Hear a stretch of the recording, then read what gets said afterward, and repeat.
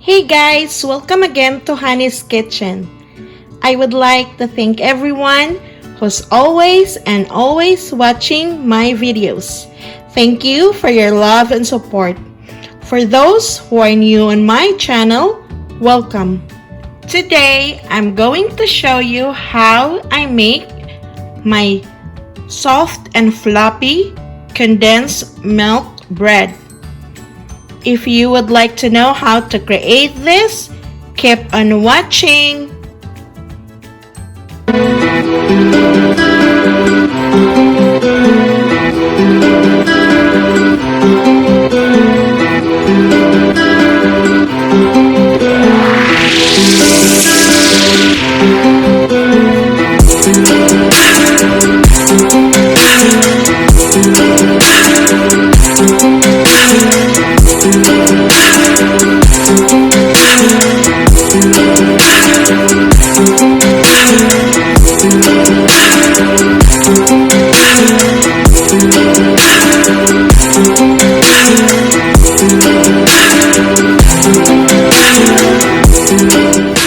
Recipe, you need 1 cup of room temperature evaporated milk, 1/4 cup of sweetened condensed milk,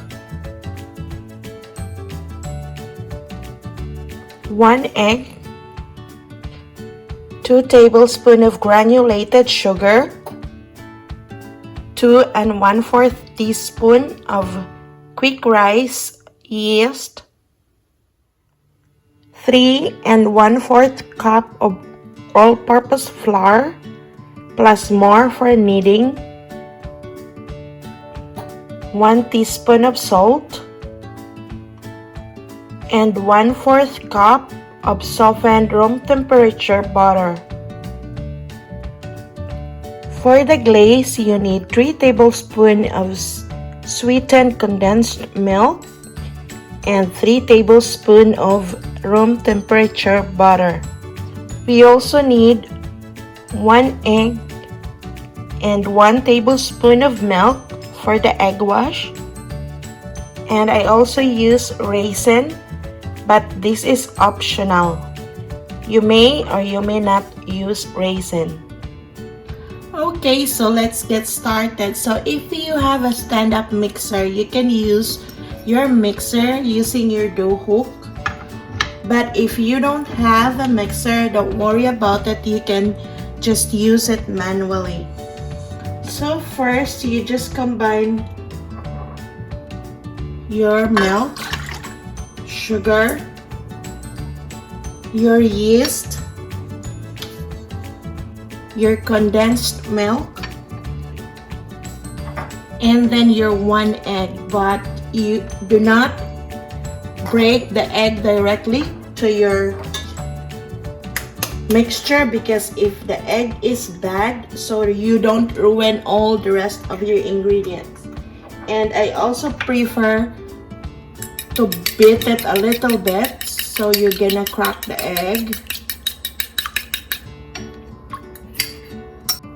And then you mixed it in a low speed for a few minutes.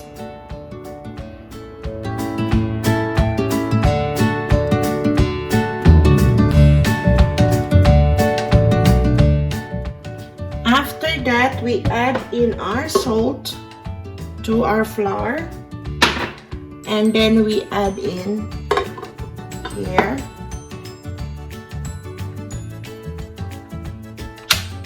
and then mixed it for a few minutes.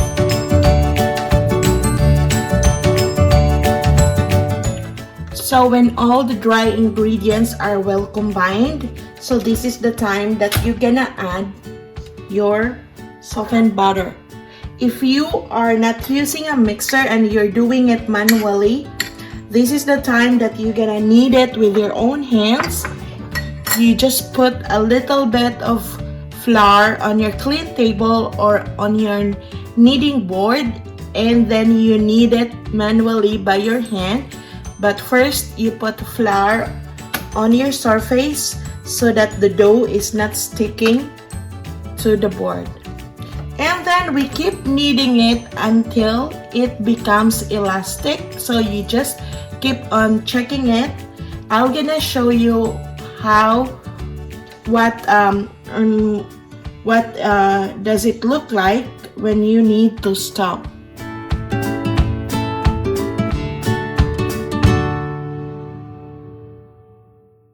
If you are using this standing mixer, you have to stop from time to time, and you're gonna dig on the bottom of it, so because the hook is not getting too much on the bottom of it, so you need to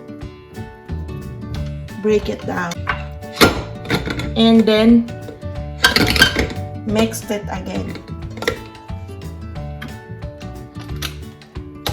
With the stand-up mixer, it's more quick and fast because the speed of the mixer is constant. But if you are doing it in your hand, you need a little bit more time because your force is not the same and sometimes you are resting.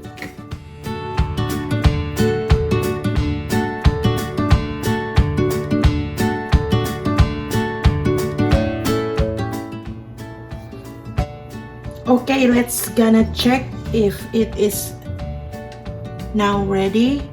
You just get a little bit in your hands and then you just gonna stretch it. See, if you stretch it, that it becomes elastic, then it's ready for proofing. So once it's ready, we just gonna remove it from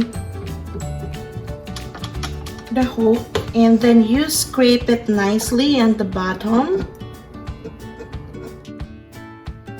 And I grab another bowl and then you put your vegetable oil on it. You may use the same bowl that where you mixed your dough, but for me, I'm just being so fussy, so I just like to put it in another clean bowl. And also because I'm so anxious if it's rising or not, so to prevent me from opening the top, so I can just sneak on the side, so I like to do it on a glass bowl so I can see it. And then you just gonna form your dough into a nice circle. Hold on, it's sticking on my hand, so I need a little bit flour.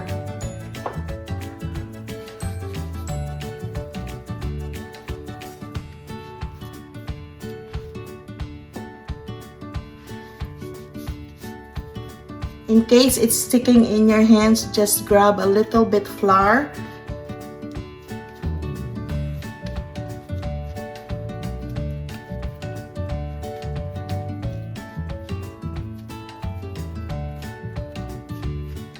Make it just a nice circle. And then the soft part that will be your top, you dip first into your oil and then you flip it.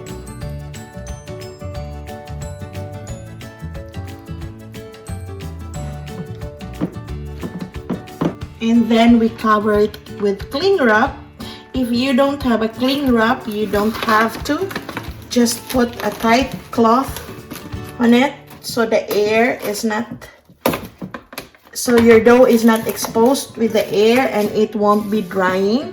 So I cover that with cling wrap, plus I put a cloth on top of it, and then you put it to the place where it is warm, like near the window, or it is, but right now it's winter here and we don't have sun even right now. So what I do is, earlier I preheated my oven so the area near the oven is warm, and then I turned it off once I feel it warm, and then I put it here close to the oven, and then we will let it rise for an hour. Okay, so as I've said earlier, we're gonna let it rise for an hour, but it's really low and rising because it's couldn't find a warm place in my house, so I extended it for another 30 minutes. So you can see that the size of the dough is doubled. So you're just gonna push it. Make sure your hands is clean, so I washed earlier. You're just gonna push it to release the air.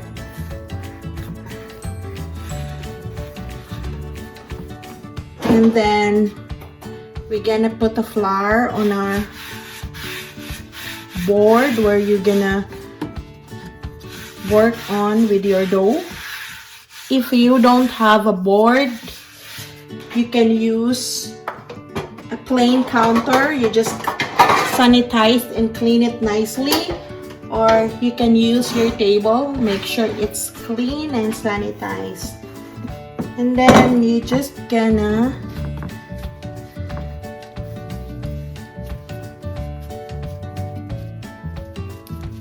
we're gonna divide this into two. I have here my pastry cutter. If you do not have a pastry cutter, you can use a knife to divide your dough.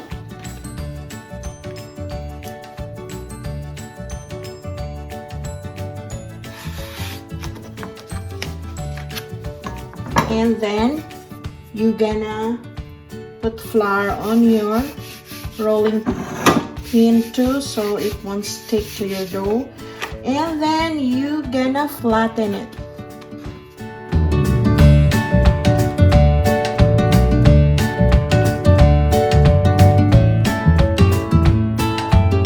So I have here my bread pan, so make sure that the length of your bread is same as the length of your bread pan, or even a little bit shorter, because give it time, because it will rise soon.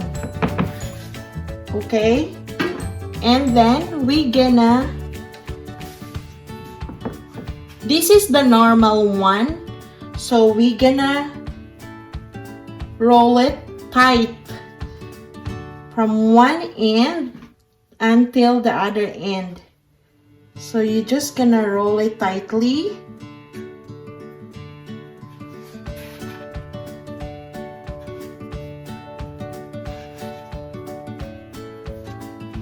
Like that. And then my bread pan, I greased it earlier, so I brushed it with butter, or you can spray it with a cooking spray, and then you cut it, you divide it. So just like across, you cut it like about an inch size.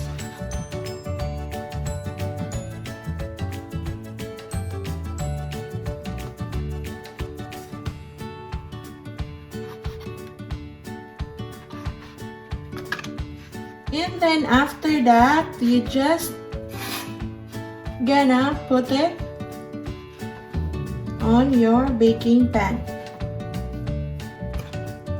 Like that.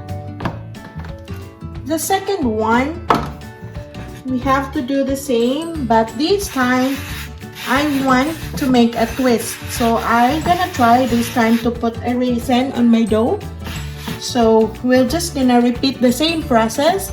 We're just gonna roll it, and then we're gonna put raisin on it. Just gonna sprinkle it with raisins. You can use dark raisins, or even you can use a melted chocolate. Just play with your dough and create something different. And then you just push it a little bit firmly so the raisin will stick into your dough. And then again, you're gonna roll it tightly towards the end.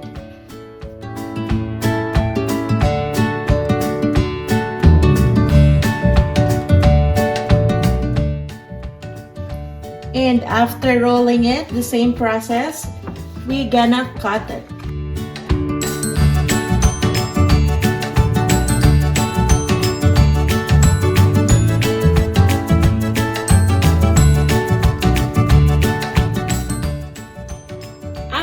put it in your baking pan, we're gonna cover it again with the cloth and then put it in the warm area and let it rise again for an hour.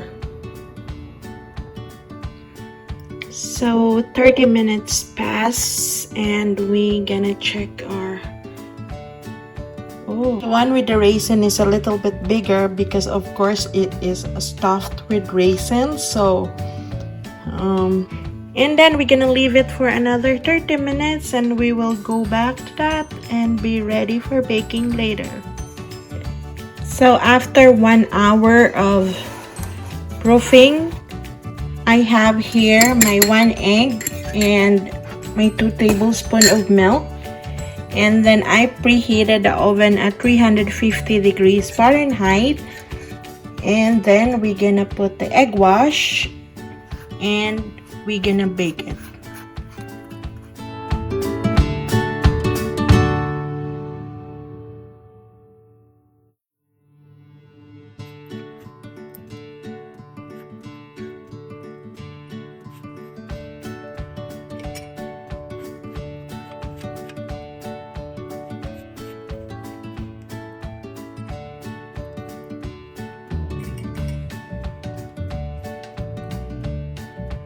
And then we're gonna bake it for 20 to 22 minutes on a preheated oven of 350 degrees Fahrenheit. So after 20 minutes of baking it, it's all done. You can see the nice color on this. So this is the plain one and then this is the raisin one. The only mistake I have is I didn't put the end of it, so make sure the next time you put it straight really at the bottom, because when the bread rises, so it looks so ugly on the top. But it's not that bad though. Be careful in handling it because it is still too hot. So if your pans are well buttered, it's easy to flip your bread. So we're gonna put it in a cooling rack and I make sure I put a board under it because we're gonna frost it and then the spill. So you can see it's really moist. And then the 3 tablespoons of butter and the 3 tablespoons of sweetened condensed milk, I combined it and mix it nicely, and then you get a brush and then you frost the top of your bread while it's still hot.